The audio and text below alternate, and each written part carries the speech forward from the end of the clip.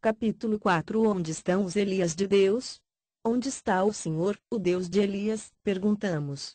E a resposta é óbvia, onde sempre esteve, no seu trono. Mas, onde estão os Elias de Deus? Sabemos que Elias foi um homem semelhante a nós, sujeito aos mesmos sentimentos.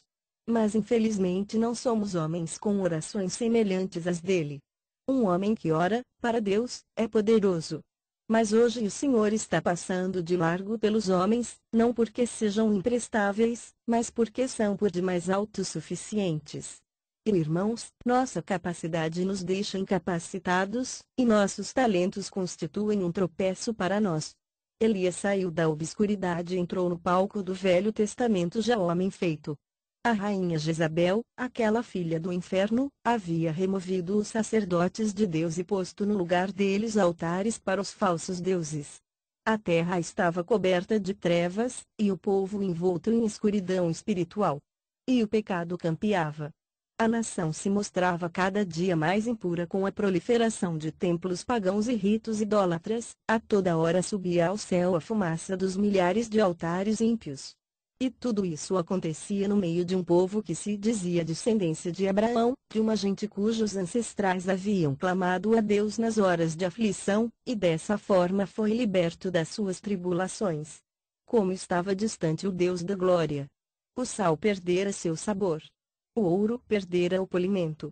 E em meio a toda essa imensa apostasia, Deus levantou um homem, não uma comissão, nem uma nova denominação, nem um anjo, mas um homem, com sentimentos semelhantes aos nossos. Deus procurou entre eles um homem, não para pregar, mas para se colocar na brecha. E, como Abraão fizera antes, agora Elias estava na presença do Senhor. O resultado foi que tempos depois o Espírito Santo pôde escrever a história dele com apenas 2 palavras, e orou. Isso é tudo que uma pessoa pode fazer para Deus e para a humanidade.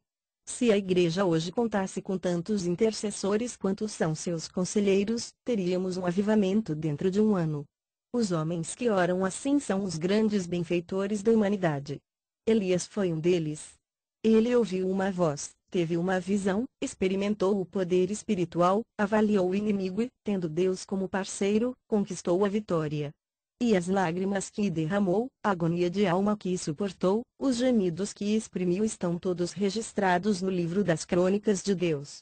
Por fim, ele surgiu para profetizar com infalibilidade divina. Conhecia a mente de Deus. E foi assim que, sozinho, paralisou toda uma nação e modificou o curso da natureza. Esse homem decidido permaneceu firme e imperturbável como as montanhas de Gileade, no momento em que cerrou os céus para que não chovesse. Com a chave da fé, que serve em qualquer fechadura, ele trancou os céus, pôs a chave no bolso, e fez Acabe estremecer. E embora seja glorioso o fato de Deus poder usar um homem, ainda mais glorioso é ele ser atendido por Deus. Se um homem de Deus se puser a gemer no espírito, Deus clamará: deixa-me ir. Talvez nos empolgasse a ideia de operarmos as maravilhas que Elias operou, mas será que apreciaríamos ser banidos? E irmãos, se quisermos realizar a obra de Deus à maneira de Deus, no tempo determinado por Ele, com o poder divino, teremos a benção do Senhor e a maldição do diabo. Assim que Deus abre as janelas do céu para nos abençoar, o inimigo abre as portas do inferno para nos intimidar. Receber a aprovação de Deus implica em topar com a carranca do diabo. Simples pregadores podem ajudar muita gente, sem prejudicar a ninguém, mas os profetas de Deus agitam a todos, ao mesmo tempo que deixam o diabo louco. O pregador talvez agrade ao povo, um profeta o contrariará. O homem que se mostra descompromissado, inspirado e cheio de Deus, está sujeito a ser taxado de impatriota, por censurar os pecados de sua nação, ou de descaridoso porque sua língua é como espada de 2 gumes, ou de desequilibrado porque o peso da opinião da maioria dos pregadores é contrária a ele. O mero pregador é aclamado, o profeta de Deus é perseguido. Ah, irmãos pregadores, nós apreciamos imensamente os grandes santos de Deus do passado, os nossos missionários, mártires, reformadores, como Lutero, João Bunyan, Wesley, etc. Nós escrevemos as biografias deles, reverenciamos seus feitos, compomos-lhes elogios e erguemos-lhes memoriais. Fazemos qualquer coisa, menos imitá-los. Apreciamos o sangue que eles derramaram, mas não deixamos que se derrame nenhuma gota do nosso. João Batista conseguiu ficar 6 meses solto. Em nossos dias, numa de nossas cidades, nem ele nem Elias teriam vivido 1 mês. Teriam sido presos antes disso, lançados numa prisão ou num hospital de doentes mentais, acusados de julgarem os outros, e de não abrandarem um pouco sua mensagem. Nossos evangelistas de hoje estão de olhos abertos contra o comunismo, mas não dizem uma palavra contra os outros ismos que inundam o país. Será que não existe um mensageiro hoje, cheio do Espírito Santo, revestido de toda a armadura de Deus, para denunciar o inimigo com toda a autoridade? Somente a oração poderá manter acesa a chama de nosso coração e conservar nossos olhos fixos na visão. Esse Elias, que tinha um vulcão no coração e uma voz de trovão, surgiu no cenário do reino justo numa época bem parecida com esta que vivemos. As dificuldades com que se depara o evangelismo mundial são incontáveis. Mas isso só serve para estimular os mais decididos. Vês rios que parecem intransponíveis? Vês montanhas nas quais não se podem abrir túneis? Deus se especializa em realizar o que julgamos impossível, e pode realizar o que nenhum outro poder consegue. O preço é elevado. Deus não quer ser apenas nosso sócio, quer ser nosso proprietário. Elias viveu com Deus. Ele via o pecado da nação como Deus via. Entristecia-se por causa dele, do modo como Deus se entristecia, repreendeu o pecado, do modo como Deus repreendia. Era fervoroso em suas orações e ardoroso em denunciar os males do povo.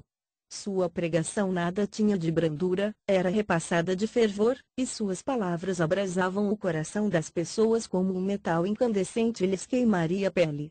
Mas o Senhor firma os passos do homem bom, e no seu caminho se compraz. SL 37:23. E então Deus orientou Elias, primeiro disse-lhe, esconde-te, depois, vai, apresenta-te. Seria errado esconder-nos quando deveríamos estar repreendendo reis em nome do Senhor, assim como seria errado pregar quando o Espírito nos conclama a esperar no Senhor.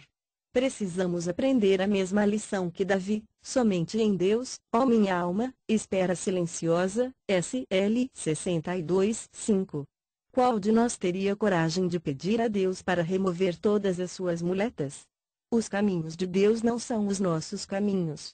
Os caminhos dele são inescrutáveis, mas ele os revela a nós pelo seu Espírito.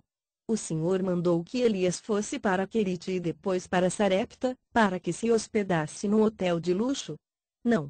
Ele ordenou a esse profeta de Deus, a esse pregoeiro da justiça, que ficasse no lar de uma viúva pobre. E depois, no Monte Carmelo, Elias fez uma oração que é uma obra-prima de concisão: responde-me, Senhor, responde-me, para que este povo saiba que tu, Senhor, és Deus, e que a ti fizeste retroceder o coração deles. 1 RS 37:18. O escritor E.M. Bondes está com razão quando afirma que só pode fazer uma oração curta e poderosa em público quem mantém uma longa e poderosa comunhão em secreto. A petição de Elias não foi no sentido de que os sacerdotes idólatras fossem destruídos, nem que caíssem do céu relâmpagos para aniquilar os rebeldes israelitas, mas, sim, que a glória e o poder de Deus se manifestassem ali. Parece que nós estamos querendo ajudar Deus a resolver seus problemas. Foi o que fez Abraão, e até hoje a terra é amaldiçoada por essa loucura dele, com a presença de Ismael. Elias não fez o mesmo, ele procurou dificultar as coisas ao máximo para Deus. Queria fogo do céu, mas ensopou o holocausto de água. Deus gosta de ver uma oração assim, com tal audácia. Pede-me, e eu te darei as nações por herança e as extremidades da terra por tua possessão. SL 2:8. Ó meus irmãos pastores, nossas orações, em grande parte, não passam de conselhos que estamos tentando dar a Deus. Elas são caracterizadas pelo egoísmo, pois nossas petições são em nosso favor ou de nossas denominações. Que Deus corrija isso em nós. Nossa meta deve ser apenas Deus. É sua honra que está sendo conspurcada, é seu bendito Filho quem está sendo ignorado, suas leis que estão sendo transgredidas, seu nome profanado, seu livro esquecido, e sua casa está se tornando um círculo social. O momento em que Deus precisa exercitar mais paciência com seus filhos é quando estes estão orando. Ficamos dizendo para ele o que deve fazer e como fará. Além disso, julgamos outros e fazemos apreciações deles. Fazemos tudo, menos a verdadeira oração. E não é na escola bíblica que iremos aprender essa arte. Qual é a escola bíblica que tem em seu currículo? Uma disciplina chamada oração? A lição mais importante que se pode aprender é a da oração que a Bíblia ensina. Mas quem dá aulas dela? Sejamos honestos e reconheçamos que muitos de nossos professores e diretores de escola bíblica não oram, não choram, não conhecem as dores de parto. Será que podem ensinar o que não sabem? Aquele que conseguisse levar os crentes a orar, seria quem, abaixo de Deus, produziria o maior avivamento que o mundo já viu. Em Deus não há falhas. Ele é poderoso. É poderoso para fazer conforme o seu poder que opera em nós. O problema de Deus hoje não é o comunismo, nem a Igreja Romana, nem o liberalismo, nem o modernismo, não. O grande problema dele hoje é o fundamentalismo morto. Embora o avivamento e o evangelismo estejam intimamente relacionados, na verdade são duas obras distintas. O avivamento é uma experiência da Igreja, o evangelismo, a expressão dela. Nunca foi intenção de Deus que a Igreja se tornasse uma geladeira para preservar a perecível religiosidade humana. Sua intenção era que ela fosse uma incubadeira, onde se desenvolveriam novos convertidos. Porventura sou eu, Senhor? Os discípulos. Vês rios que parecem intransponíveis? Vês montanhas nas quais não se podem abrir túneis? Deus se especializa em realizar o que julgamos impossível, e pode fazer o que nenhum outro poder faz. Que Deus nos ajude a querer ser populares no lugar onde a popularidade realmente conta, junto ao trono de Deus.